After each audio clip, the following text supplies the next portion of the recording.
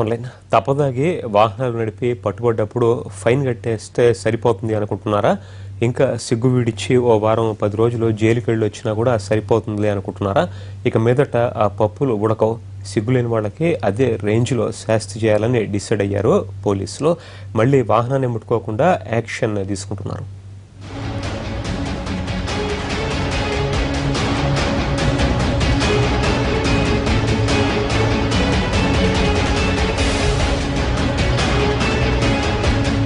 Weekend వస్తే చాలు తెగ తాగడం, ఎటు పోతున్నామో అర్థం కాకుండా డ్రైవింగ్ చేసి రోడ్డును వెళ్లే ప్రాణాలు బలి తీసుకోవడం, బైక్ రేసులతో అర్ధరాత్రి బేభత్సం సృష్టించడం ఒళ్లు బలిసిన ఓ సెక్షన్ కుర్రాళ్లకు సాధారణ విషయం ఇది. పోలీసు నిఘా పెంచినా ఎక్కడికక్కడ డ్రంక్ అండ్ డ్రైవ్ చెకింగ్స్ పెట్టినా వీళ్ల ఆగడాలు ఆగటం లేదు.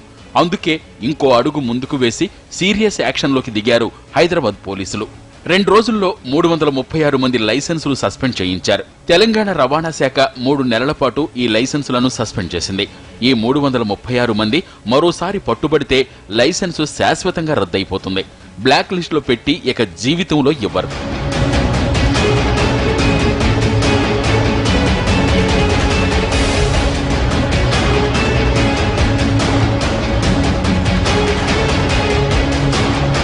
ప్రస్తుతం లైసెన్సు సస్పెండ్ అయిన వారిలో నిబంధనలు పాటించని వాహనదారులు, అడ్డగోలుగా నడిపే ఆటో వాలాలు సైతం ఉన్నారు. చలాన్లు, కోర్టు కేసులతో పరిస్థితిలో కొంత మార్పు వచ్చినా cell phone driving, rash driving, signal jumping, drunk and drive చేసేవారిలో పూర్తి మార్పు రావడం లేదని, అందుకే లైసెన్సు రద్దు నిర్ణయం తీసుకుంటున్నామంటున్నారు పోలీసులు.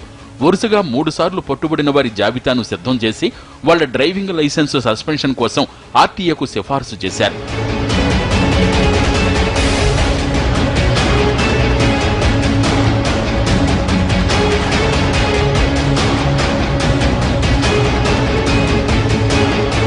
మీటర్ లేకుండా నడిపే ఆటో వాలాలు, మీటర్ ట్యాంపర్ చేసేవాళ్లు, డ్రైవింగ్ లైసెన్స్ లేకుండా నడిపే వాళ్ల మీద కూడా కేసులు పెట్టి వాళ్ల పర్మిట్స్, రిజిస్ట్రేషన్స్ రద్దుకు సిఫార్సు చేశారు. సెల్ ఫోన్లో మాట్లాడుతూ వాహనాలు నడిపేవారు, ఓవర్ స్పీడ్తో దూసుకుపోయే వాళ్లను ఉపేక్షించేది లేదని, ఒళ్లు దగ్గర పెట్టుకుని నడపకుంటే కష్టకాలమేనని వార్నింగ్ ఇస్తున్నారు హైదరాబాద్ పోలీసులు.